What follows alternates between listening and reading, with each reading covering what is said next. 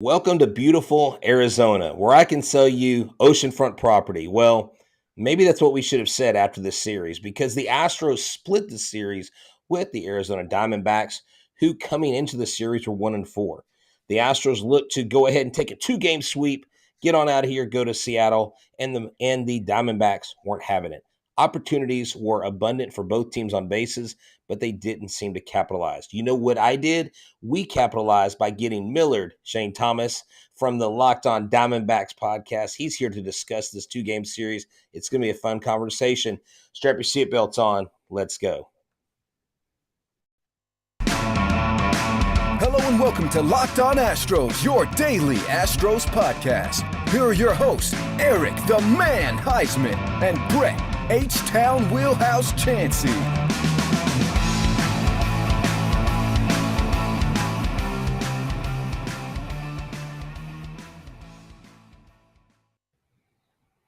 We are Locked On Houston Astros, and we are your daily Astros podcast. I'm Htown Wheelhouse, and you can find me on Instagram and Twitter at Htown Wheelhouse. You can find the show at Locked On Astros on Instagram, Facebook, and Twitter. You can find me at Stros411 on Twitter, Instagram, and Facebook. Always positive, even when we split with the Diamondbacks, always Stros. And to my right or left, however you're looking at the screen like me or you're watching the show, Millard Thomas, the incomparable host of Locked On Diamondbacks. Welcome to the show. Thank you, Brett, for having me. I got to ask, who does your intro? Because I've never heard my name in my intro. I heard Eric the Man Heisman. Where did you get that intro from? So that is from a guy named Columbus Trey. He is he's a young aspiring African-American filmmaker, graduated with honors from USC. He's got both Houston and LA ties. The dude is a voice actor. Columbus Trey he's an amazing human being. And I just reached out to him one day. I said, hey, can we grab your voice as the intro? He said, man, I would love to do it. And we were allowed to keep his voice as our intro. And because he did a favor for us, Locked On did a favor for us as well to keep it. So that's who it is, Columbus Trey. You can actually find him on Twitter. Okay, I might have to reach out to him because that was pretty sick. I might need a little nickname for myself for the Millard Thomas Locked On Diamondbacks podcast. But hey, we got a great series to talk about because I would like to think if aliens came down from the stars and never watched these two teams before, if they just watched this series, they probably would have thought these two teams are on the same playing field.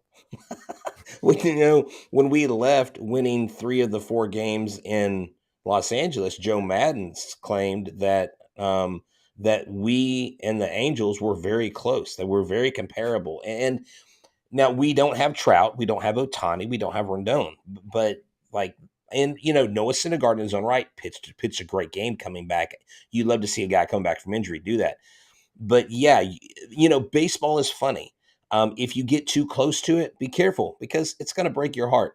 And if you would have told me the series was going to go the way it did, I would have said there's no way. Like, we come into Arizona, we easily win these first 2 games. We probably put up 7, 8, 9 runs, put up a crooked number in both games. Maybe Arizona competes in one game, and then c'est la vie, we're out of town. But that didn't happen. It seemed like it was this classic 1980s pitcher's duel. Yeah, if you watched the first game with Madison Bumgarner on the mound, before that game, I would have maybe agreed with you, Brett. Like, yeah, you might get 7 or 8 against Madison Bumgarner tonight. But the game 2 with Merrill Kelly on the mound, I've been pounding the Locked On Diamondbacks podcast. He's going to have a great bounce back season from last year. We're going to get 2020 Kelly back. He's going to pitch to around a 3.5 ERA because I truly believe Kelly's one of the most underrated arms in baseball. I'm not saying he's a frontline starter or anything like that, but is he a pretty good number 3, number 4 starter in a rotation? I think he is. And we've seen it through 2 starts already. Once against the San Diego Padres, where he struck out 7 in 4 innings. And then today, he looked really good and really dominant against that Houston Astros lineup, who, despite not having Carlos Correa anymore, I still like that lineup a lot. I still think you got boppers up and down that lineup, and you still have to respect their offense a lot. No, and that's the thing. I mean, we were down Yordan Alvarez due to a stomach bug. Yuli had been on paternity leave. Maybe there's some issues there with him just coming back, having a slow start. And to me, Millard, it almost looks like, because someone made this comment and I was thinking about it online, and if I knew who it was, I would totally give them credit. But they said it's almost like our bats are in spring training mode right now.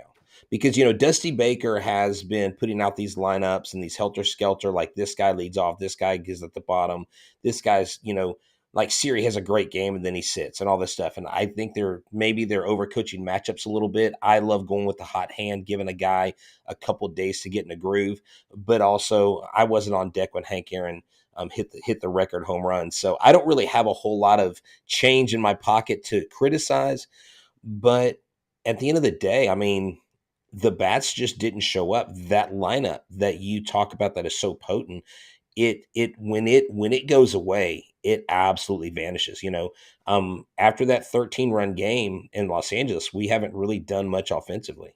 Yeah, I think the spring training point is a good one because that's kind of the excuse I'm clutching my pearls to as well because I don't have anything else if it's not extended spring training. And it might not be, but I would like to think it is because even guys like Htown Marte, who we know is an established superstar player in baseball, even he can't get it done. I mean, he had a sac fly today for the walk-off win, and he only got it. Well, he didn't only get it. It would have been deep enough to score the run, but you see the error by the outfielder out there. So for the D-backs, I think the spring training point, it's a good one, not only because of the D-backs, because you look around the entire Major League Baseball Association, and this is going on with pretty much all the teams. Like we saw today with the LA Dodgers, Clayton Kershaw had a perfect game through 7 innings, and what did Dave Roberts do? He pulled Kershaw, which Kershaw also agreed with because let's face it, the man is like almost 40 years old, and he needs to rest that arm. So he can't go out there and pitch 100+ pitches in his starting debut of 2022. So I think we're going to see this a lot in baseball, at least through the first couple turns in the rotation, first 2 or 3 starts. You're going to see your pitchers maybe not go out there and throw as many pitches as you would like. We saw that with Luis Garcia in game 1. And also your batters, they might start off slow. Now, when it's not every batter, I mean, we saw Vlad Guerrero Jr. tonight just hit 3 bombs. So not every player is going to start off slow. But I think some teams like the D-backs and Astros, I think it's okay if we use the excuse that this is just extended spring training and our batters need a little bit more time to get acclimated. Yeah, exactly. And that's what we have to realize. For us, as commentators or fans or just people that really have never touched a major league diamond unless we maybe ran the bases as kids, or if some of us get to report before games, like we don't fully understand the grind that they go through, the evening games, the night games, the traveling, the not going through regular spring training. We think that's where a lot of the injuries popped up last year. Especially, and you had that COVID shortened season, you had those issues, and just anything you do to take the pitchers or the players out of their routine. I mean, just for example, when they took away the spider tack midway through the season, I was like, why are you taking something away that they're completely used to using halfway through the season? Like you can't change these guys' routine, and they're not all spring chickens. They're not all Wander Francos. They're not all Vlad Guerrero Juniors, but even the young guys.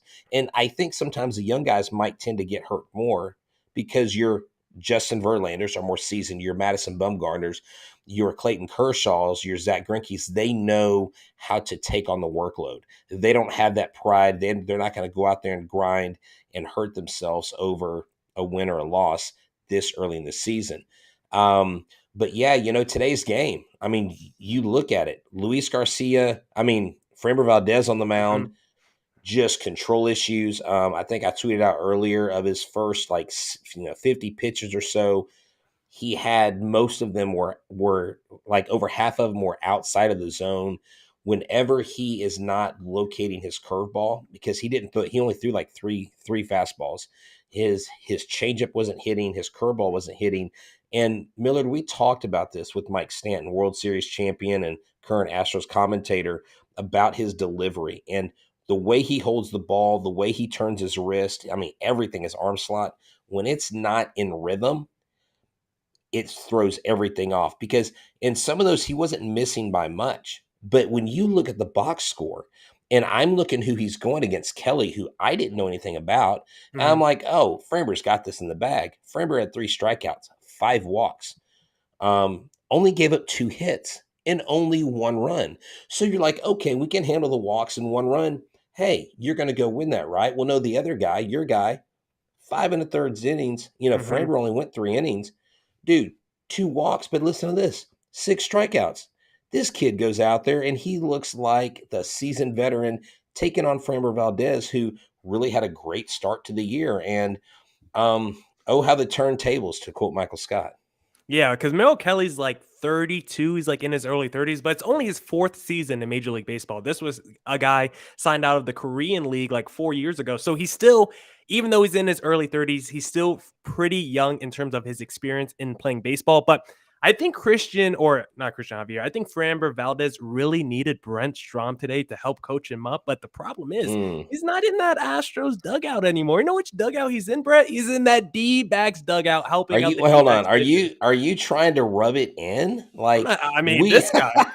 I mean, do you know he's a what we're paying Matt? magician. Do you know what we're paying Madison Bumgarner, Brett? Did you see what he did against your team yesterday? That's not possible without Brent Strom. I don't care if Madison Bumgarner struggled in his first start and looked good yesterday, but not great. Still, on the season, Madison Bumgarner has only given up 2 earned runs in 9 innings pitched. If you told me that before the start of the season, through his first 2 starts, only 2 earned runs, I would say, let's give Brent Strom the Cy Young Award because that's how important he's been to the staff so far. So, So we can blame Brent Strom when y'all win too many games and don't get that top draft pick, huh?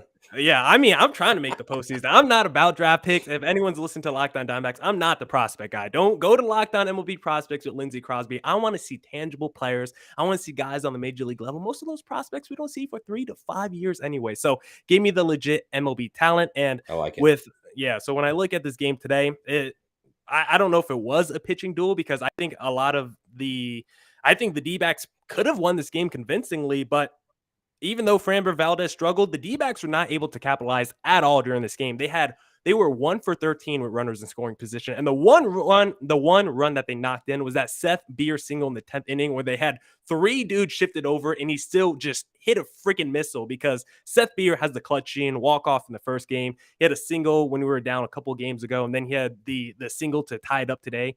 That dude is clutch. And when I look at that D-backs team, they should have scored a lot more runs today than what they put up. It felt like Framber Valdez put 2 guys on the base paths every inning almost. Every time I looked up, it felt like first and second with 1 or 2 runs and with 1 or 2 outs. And the D-backs were never able to capitalize. You had that big moment with the bases loaded. Carson Kelly up at the plate. The man has been over on the season. Could have been his first hit of the season, and instead he pops it out or whatever he did, but he was not able to convert on that opportunity. So D-backs today left 17 men on base, 1 for 13 were under the scoring position, and somehow they still pulled out the win. Like, how do you feel, Brett, being on the other side of that?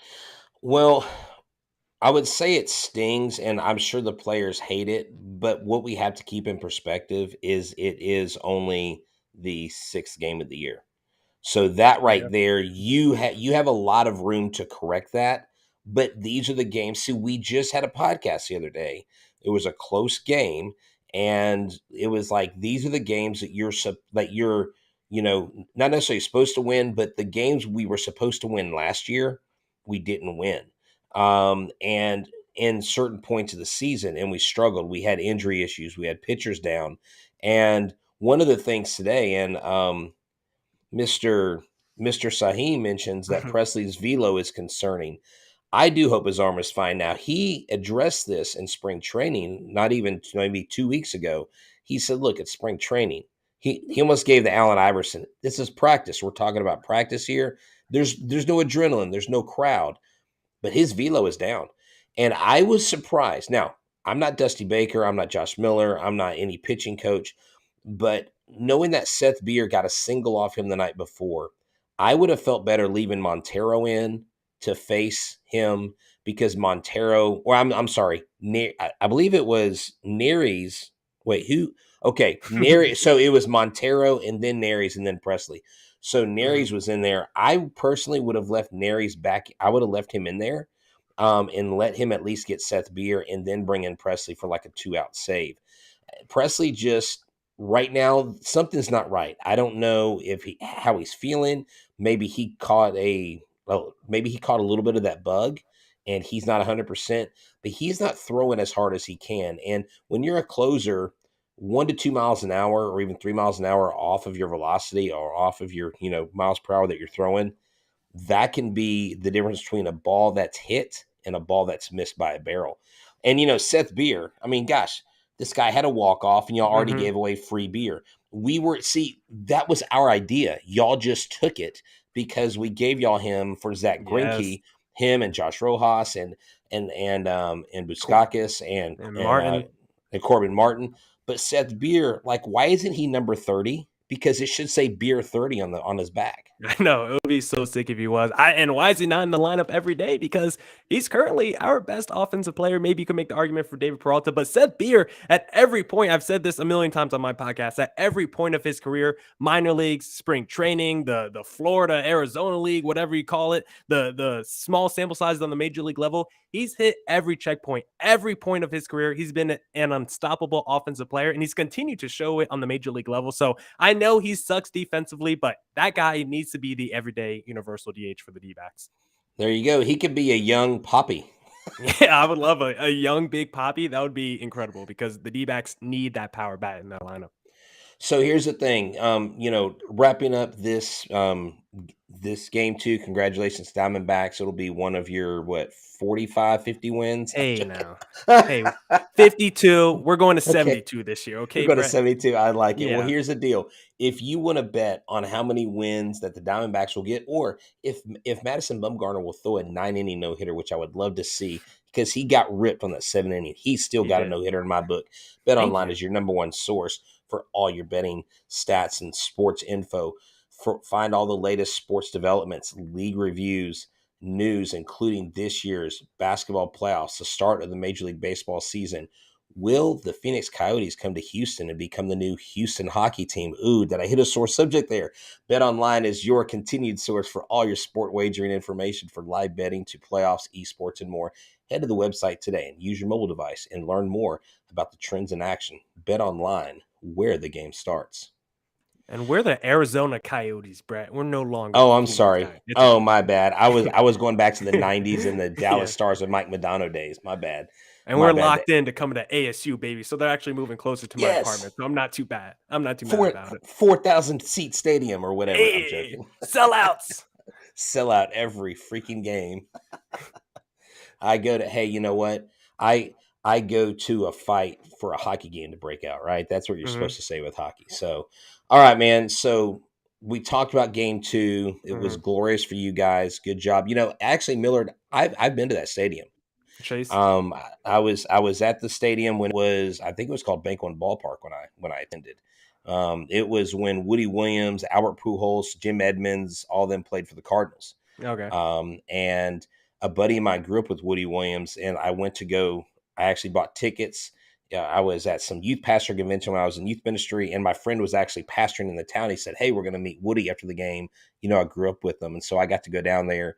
I'm standing right outside the clubhouse, meet all the Cardinals. But that stadium to me, it was huge because, Minute Maid, we had gone from the Astrodome to Minute Maid, and Minute Maid was like so small. And this place was like just huge. Loved it. I love that stadium. If we ever get back there, I'll let you know. We'll have to hit a game together. For sure, Brett. You let me know if you come out here to Arizona. I'll show you a good time. We'll hit Old Town or Scottsdale or something. That sounds a lot of fun. I don't know. You might be getting some boomer vibes on that evening. Because hey, we love all ages out here. We accept everyone around here. We just want to party. It's all about the vibes. It's all good, man. So the Astros won 2-1. Now, what's interesting about these games is they're both low scoring. The Astros managed 8 hits in game 1. Hector Neris actually got the win. Presley did get the save, so he didn't look terrible. His velo was still down.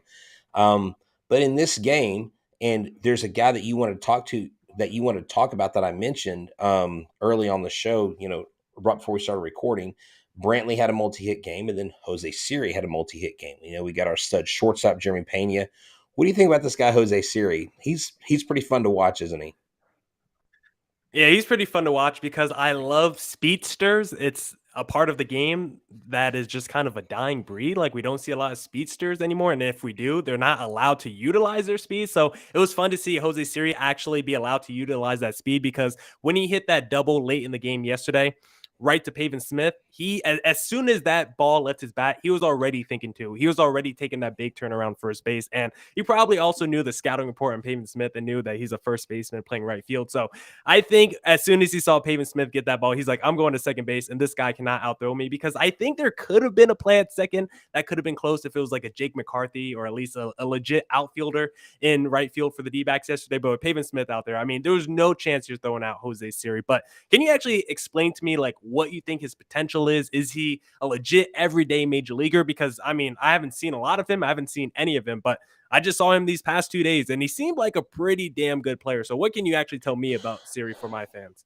So I'm glad you asked me because one of my friends who follows the minor leagues a lot closer than I do, a guy named Mark White. He goes by GhostStros1 on Twitter. He basically sent this to me today, and it fits in perfectly. Pete Petula with the Astros said in the winter 2021 advanced scouting thinks that we found an elite defender in Siri. We both talked about him and I talked about Chaz and Siri being platoons. And the play that he sent me was the one that he ran down the ball that almost hit the fence. He said it was so effortless, him getting to the ball. Um, Even if he can't hit as often as he can, he's far better than I think Jason Marisnick was or could be. He's got that kind of elite glove. And I know people are like, whoa, stepping on Marisnick toes there. That's kind of crazy because people love Jake Marisnick for his glove. But he's got the ability. He's got a high upside. Um, the problem is the plate discipline. The problem is getting on base, getting hits. I mean, obviously he hit a 456 foot tank in the first game, but he's a lot of famine or feast. He can leg out a single. I think Siri's got a lot of tools. I think in the league overall, he's probably underappreciated, undervalued, but he's proving it. See, as a coach, this is what I tell my athletes. It's not about how many minutes you're in the game. It's how you play when you're in the game. So if you get 2 minutes or if you get 2 innings, if you play the best in those 2 minutes or 2 innings, you're going to earn more playing time. I really hope that even in these platoons that they don't overcoach these splits, that if Jose Siri goes off 3 for 5 and hits a home run and steals 2 bases and steals home, that he gets rewarded a second game in a row. And I know they're playing matchups and I know they have all the stats and stuff that I don't have in front of me or rolling off my tongue. But when you got a guy that's got a hot hand, why not let him get in a rhythm? Why not let him go out there and have more opportunities? Because even if he doesn't do well the first couple at bats, let's throw the second guy in. Tell him, hey man, you need a rest. You did good. Maybe you're trying too hard. But Jose Siri, a lot of people like him in Houston. We don't know what his staying power is. We don't know if he's a trade piece down the road. We don't know if he is the fourth outfielder because Pedro Leon is coming. And in 2023, I predict Pedro Leon will be the starting center fielder for the Houston Astros.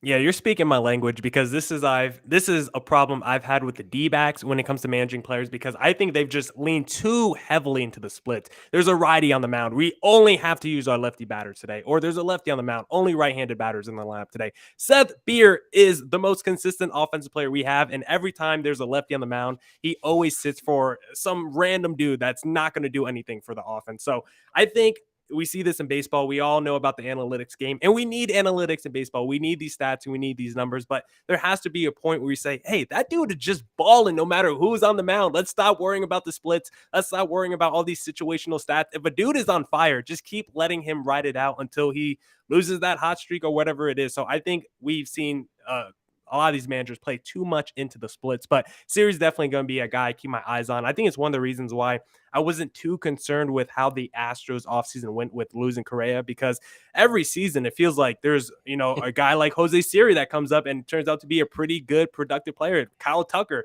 just kind of came out of nowhere last year, at least in terms of my opinion, and he was an all-star level outfielder for the Astros, and they're usually great at drafting. Like, the reason why this Astros tank worked so well for them is because they hit on those early draft picks. Most teams, when they tank, they can't draft for their life. The Astros hit multiple players during those, really, really down years. So for the Astros, I'm going to be watching Siri, and I totally agree with your point of the splits because I think it's just gone too far sometimes, at least when I'm watching these D-backs games. And I mean, I get it. I mean, I think from their point of view, they would say, well, we have empirical evidence that says otherwise, or we have these charts.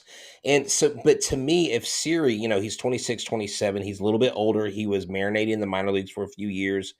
But when he was at Sugarland, it was funny. I didn't get to interview. He wasn't one of the players I interviewed last year. But after I had actually got through interviewing Jake Myers right before he was called up, I saw Jose Siri sitting outside of the stadium, and he was just texting somebody. I said, what's up, Jose Siri? I said, you're going to be a superstar. He's like, thanks, man. I said, hey, man, can we get a picture? He's like, yeah, sure. What's up? And like, he snapped a little selfie with me. And they said that he was like a 26-year-old in in like a 12-year-old's body. They said this guy comes to the stadium with swag. He's got his gold. He's got his Air Jordan practice shoes. He's got all this stuff, and he plays with this exuberance and this excitement. And that's what this team needs. When you lose someone like a Correa, you lose a lot of heart and soul. And not that anyone like Jose Siri replaces that, but this team has more people to fill those holes than most clubs do. I mean, you just take a mainline player. I honestly can't imagine if someone like Aaron Judge leaves the Yankees. I can't see that. Like, I think Aaron Judge means more to the Yankees than the Yankees realize. And with them not offering him a contract they don't like, just doesn't settle well with that whole situation. But I don't know that the Yankees could withstand losing a big player the way the Astros have. We've lost 3 big headline players in a row. And even though Garrett Cole wasn't here established, like Springer, like Correa, we didn't raise them up through the minor league system. I was at that 15 strikeout game against the Rays. My son and I, that was the most amazing pitching performance I've seen in my lifetime. And I saw Mike Scott and Nolan Ryan and Bob Nepper pitch growing up. I mean, I've seen the greats. I've seen Roger Clemens. I saw Roger Clemens duel Greg Maddux at Minute Maid Park. I mean, so I've seen these duels, and this team is built to last. Jim Crane does a hell of a job putting the minor league guys in the right place. They hire smart baseball people. They draft smart players. I mean, we got a kid right now at Sugarland AAA, Corey Julks, out of Friendswood, out of Clearbrook High School, like 10 minutes from my house. This kid squats over 500 pounds. He's an absolute animal, and he's out there starting right field, and he was killing it last night. He's got so much speed. He's got a cannon. We got so many guys that people don't even know about. Yeah, I mean, the Astros are usually loaded in their farm system. But I do want to ask you how you think the Astros could replace Carlos Correa and kind of what went on during the offseason. But before we discuss that, Brett, I want to mention thank you for making Locked On Diamondbacks and Locked On Astros your first listen every day. For your next listen, check out the Locked On Now podcast, recaps of MLB games with analysis from our local experts, taking fans through the season like no other network, free and available wherever you get your podcasts. Now, Brett, I do want to ask you about Carlos Correa because you mentioned how much Aaron Judge means to the Yankees. And I've done a couple crossovers with Sully Baseball. We've talked about Carlos Correa because he truly believes he's like the heartbeat of the Houston Astros. At least he was, last season when he was there. But how do you feel about Carlos Correa leaving? Do you think he is that important? Do you think he is the dude that was the glue that held the fabric together of the Astros organization? Or do you like, yeah, I love Carlos Correa, but even though he's gone, I think the Astros are still going to be World Series contenders? Yes, I think they're still World Series contenders. That's a really hard question to just give a straight answer to. It's kind of like an onion. It's got layers. It's loaded. Yeah, it is, because, no matter what I say, the listeners of this podcast are going to be upset at me one way or another. So I'm just going to have to go and say, here's the deal. Yeah, right here. Look at this. We got great listeners. Edward throws it up there. Carlos Correa is batting .211 for his 2-4 Twins. Well, Edward also doesn't believe Ketel Marte is an established superstar. Fourth in MVP voting in 2019, and go check his numbers last year. He was a league leader in almost every stat in 90 So games, I saw that, and I purposely didn't mention it because I didn't want to upset you at the early part of the show. I saw you eyeing that comment. But here's the deal: the intangible part of Carlos Correa's game can't be replaced. The platinum glove winning Carlos Correa can't be replaced. But they believed so much in Jeremy Pena that they did not up the ante or offer Carlos Correa anything after the lockout. And Robert Flores from MLB Network was on our show and told us, I know for a fact they didn't offer anything to him, even though they said they did. And they have a lot of faith in this Jeremy Pena kid. Now, I know it was one series, and I know he didn't do as great this series against him. He still hit the ball really hard. And this kid's got an elite glove. He's got potential to be an all-star at shortstop. Maybe not a platinum glove, but we don't need him to be. We need him to be Jeremy Pena. And I think because of Altuve, because of Bregman, because of Gurriel, because of Maldonado, Brantley, those guys right there, the seasoned veterans. Then you got your Tuckers and you got your Yordans. This team is built to withstand that. And the Astros, they didn't want to. I mean, everyone's like, well, they should have taken at least a flyer and paid him 35.1, let him opt out after the first year. But I don't think they wanted to go through that again, because you do that, then you stunt the growth of one Jeremy Pena. What happens to Jeremy Pena? He spends a whole nother year in AAA, and then I don't know, like, is he your shortstop? And because they thought he was ready now, so they put him in there. It's tough losing him, because he's the type of player you build a statue for. He's a type of player that you want to remember for the rest of your life.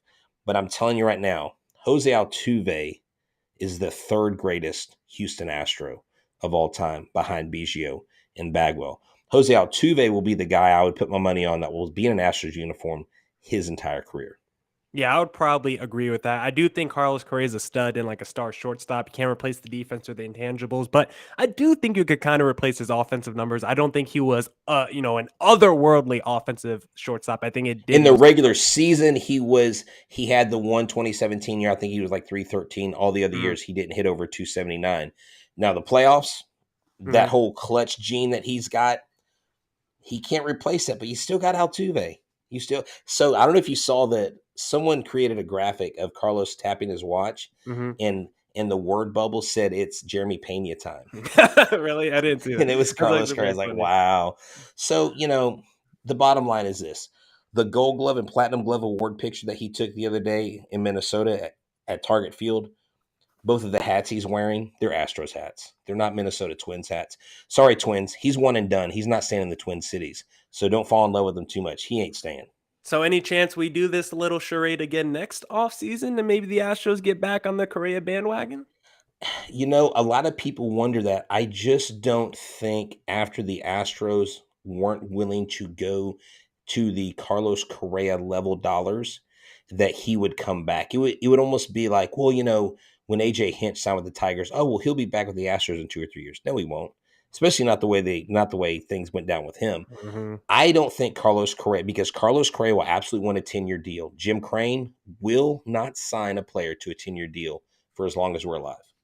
Wow, that's interesting. I do want to know, like, what is the philosophy when it comes to Astros and playing and signing players? Because do they have like a self-imposed cap on how much they want to pay players? Because I mean, Garrett Cole, he got like the fattest deal ever for a pitcher. Yeah.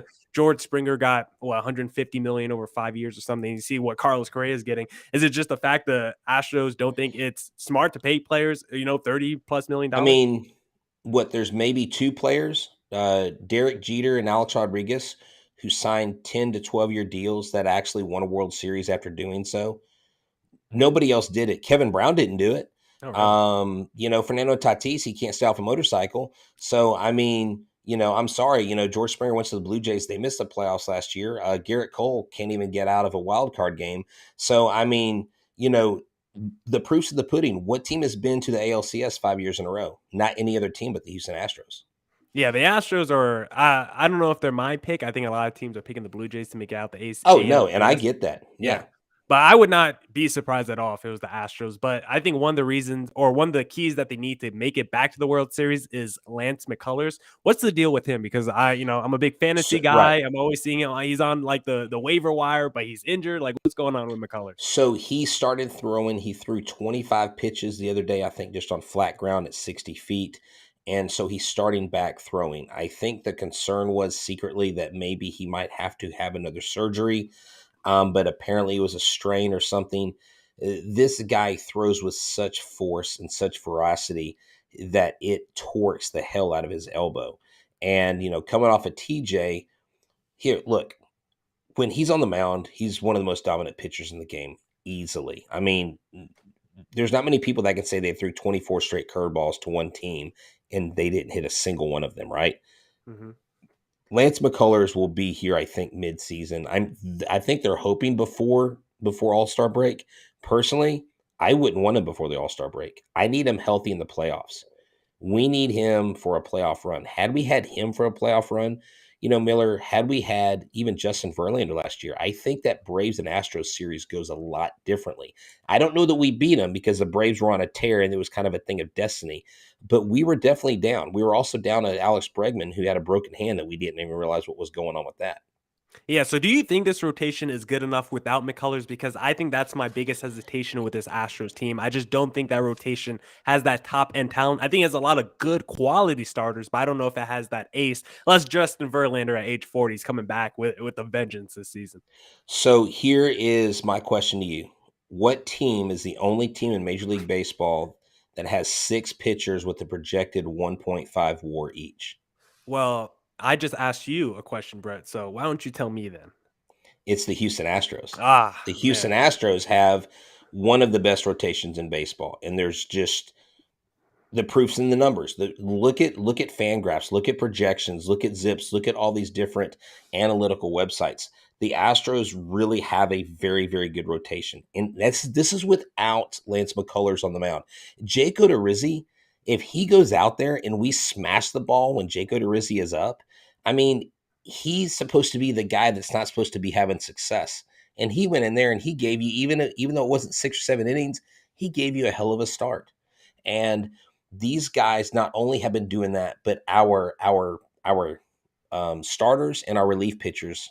Our starters have the lowest ERA through the first several games, and our relief pitchers are doing some of the best on the mound. So this pitching staff, and we've got the offense, okay? This isn't the '05 World Series got swept by the White Sox team where we had all pitching and no offense. When this offense wakes up, you better believe we're coming for the Blue Jays. We're coming for the Mets. We're coming for the Dodgers. Nobody intimidates us in this league because we know exactly what we can do. This is Crush City, make no doubt about it. I see Edward says Valdez is a top end starter. I guess he didn't watch today's game then. And he also doesn't think Marte is a superstar. Very questionable logic, Edward. Very questionable logic. Well, I would go with him on Valdez. I really think Valdez has ace stuff. He has number one. Mike Trout has only said there's one pitcher in the league that has the most devastating curveball, and it was Framber Valdez. And Interesting. he does have this elite stuff. Literally 2 years ago, he went and saw a psychiatrist that helped him focus because every time he got on the mound, he started losing it. Right, he would walk a guy and he would lose it. And I'll share this quick story with you. When we were in AAA back in 2019, this was before the Zach Greinke trade. We had interviewed Josh Rojas, Brandon Bielak, and Colin McKee. Carlos Correa was there for a rehab start, and Framber Valdez was there on the mound. Framber Valdez walked 6 batters. My son is sitting next to me in the press box, and he looked at me. He was 11 at the time or 10. He said, "Dad, the pitcher looks like he's nervous." So what do you mean? He goes, "He doesn't look comfortable." He could see the stress that Framber Valdez had on the mound. He's not that same pitcher. He is a Mhm. completely different pitcher. He's a remade pitcher. He's going to struggle again, like I talked about with his release point and his arm slot. It's very complicated. So if it's just slightly off, it throws everything off. Yeah, I think Valdez is good. I just don't know if I would classify him as a number one or a number two. But I do think he's a pretty good pitcher. But I got one last question for you, Yes. H Town, before we wrap up today, and it has to do with today's game. We saw extra innings once again, and we saw the runner on second. I just want to know your thoughts on that because I'm pro doing anything that will make the game end faster. I think after 9 innings, like if it's not a tie, get me out the ball game as quickly as possible. Like I'm okay if we just went extra innings, bases loaded, you get 1 out or 2 outs or whatever, make it sudden death. I don't care. I'm trying to get out the ball club. So I don't know if the runner in second actually helps that because we saw the Astros go up 1-0 in the extra innings. And then what did the D-backs try to do? They just try to bunt, move the guy over, and then just wanted to do a little sack fly and keep the game going. So I don't know if it actually speeds up the game, but I'm pro anything in extra innings that will make the game faster. If you just want to make it a tie game after 9 innings, I mean, we're going to play 162 of these. I'm okay with that result as well. So I think I started the season hating it, but I think it's inevitable. It's here. We might as well embrace it, right? If you're not going to do a home run derby like a shootout in soccer, Yeah, that would be because this dope. isn't soccer, that'd be kind of cool. But you would have to take your guys that hit the least amount of home runs. It'd have to actually Oh, be a challenge. It wouldn't be like your Yordan oh, Alvarez's because you don't want to hurt your. I mean, because why do people not go to the home run derby? Because they don't want to get injured, because they know how much work it is. Those dudes break sweats during the home run derby. It's supposed to be fun, right? It's actual work. So hmm I don't mind the guy starting on second base if it actually proves out to be it. I just the reason why I guess I don't like things is the reason why I don't like that rule. And I'll wrap it up with this. hmm It puts undue stress on the pitcher that he wouldn't then have had that situation not be there. And to Okay. me, I don't think that's fair to the pitcher. But just like I tell my students in the classroom, life's not fair. So that's just more adversity you have to fight through. I know the pitchers, for the most part, don't like it, but you know what they're going to do? They're going to go out and they're going to shove and they're going to do their best to win. And I would love the home run derby and extra innings, and it would be cool if we went with pitchers to hit the home runs because the Ooh, D-backs got one of the best guys in the league to do that, and Madison Bumgarner. That's how I wrap it up today. Mic drop, boom. nice. I love it. Thank you for joining us. Yeah. Millard, tell everybody where they can find you. Yeah, follow me on Twitter at CreatorThomas24 for my personal account, or just look up Lockdown Diamondbacks for both Twitter and Instagram for the podcast handle. Awesome. Thank you. I'm Htown Wheelhouse with Locked on Astros. I'm hanging out. And of course, Eric couldn't be here, but he sends his thoughts. Millard, I know we love having you on. And I love that our guests are interacting with you. We have some fun banter back and forth. We got people like Kaylee, Mr. JC Willie. We got Edward. We got Mr. Saheem and the whole crew here. I got to see Edward one of these days. Me and Ed, we're going to have a one-on-one, I think. That's right. Well, hey, come to Houston and we'll buy you a brew, okay? Hey. For all of us here at Locked on Astros and the Locked on Network with Locked on Diamondbacks, Millard, the incomparable Shane Thomas, it's a good night and good luck, Diamondbacks, and go Astros.